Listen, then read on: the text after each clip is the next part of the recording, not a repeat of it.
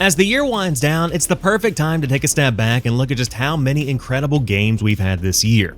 No matter what platform you play on or what genre you're into, developers have delivered games that are pushing boundaries and creating some of the most incredible experiences we've ever had. The Game Awards has become the go-to show to honor the year's biggest games, with Jeff Keighley breaking down dozens of categories to name what games are the best of the best. But are the winners of these categories really the best of the best? Let's take a step back and look at how the nominees are selected to begin with. Across 31 categories, they say nominees for most categories of the Game Awards are chosen by an international jury of over 100 global media and influencer outlets selected for their history of critical video game evaluation. When it comes to picking the actual winner, players also get a bit of a voice too. Winners are ultimately picked by a blended vote with a 90-10 split between the voting jury, which gets 90% of the vote, and public fan voting, which gets 10%.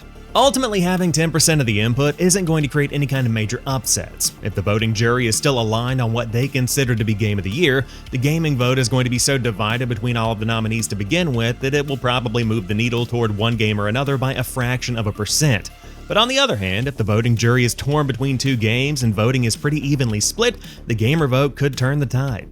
Putting the reality of how small our fraction of the vote really is to the side, the internet was fighting tooth and nail this week to defend their picks. As always, Game of the Year is the category that receives the most debate, with a wide variety of nominees on the docket for this year. Alan Wake 2, Baldur's Gate 3, Marvel Spider-Man 2, Resident Evil 4, Super Mario Bros. Wonder, and The Legend of Zelda Tears of the Kingdom are all nominees. Outside of RE4's questionable eligibility, gamers were fighting over what games got snubbed. Recency bias skewing the nomination process, and even the Xbox tax that seems to be keeping Microsoft's games out of the spotlight, and whether or not that's true or not is up for debate.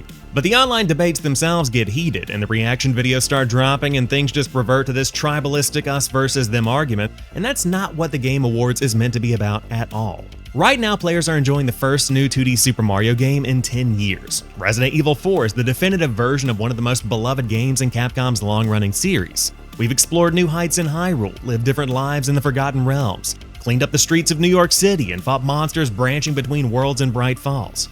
From incredible remakes and remasters that bring back iconic games, to new releases that break new ground on experiences that can be had and the stories that can be told, 2023 is a strong contender for the best year in the history of video games. The Game Awards aren't a debate. They're a celebration. We're spending too much time fighting on the internet over what game is better than another, and not enough time celebrating the fact that we've gotten so many games that can all realistically be considered this year's best game. From Starfield to Star Wars Jedi Survivor and Diablo 4 to Dead Island 2, great games are everywhere, and not getting a nomination from the Game Awards doesn't make them any less great. After it launched on Xbox Game Pass earlier this year, Wolong Fallen Dynasty immediately became one of my favorite games of 2023. I've completed the entire game, finished 2 of the 3 DLCs, and plan on going back to wrap up more content as soon as possible. This game stayed out of the spotlight and was caught in the shadow of a super busy spring season of releases, but it's still right there alongside some of those more widely known games when I'm thinking about my own Game of the Year.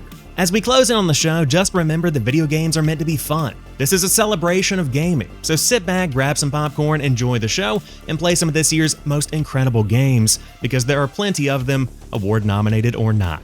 But as always, thanks for taking the time to watch this video. If you're new here and you enjoy what you see or what you hear, hit that subscribe button over on YouTube for gaming news shorts throughout the week and this kind of video every Sunday. But I'll catch you on the next one.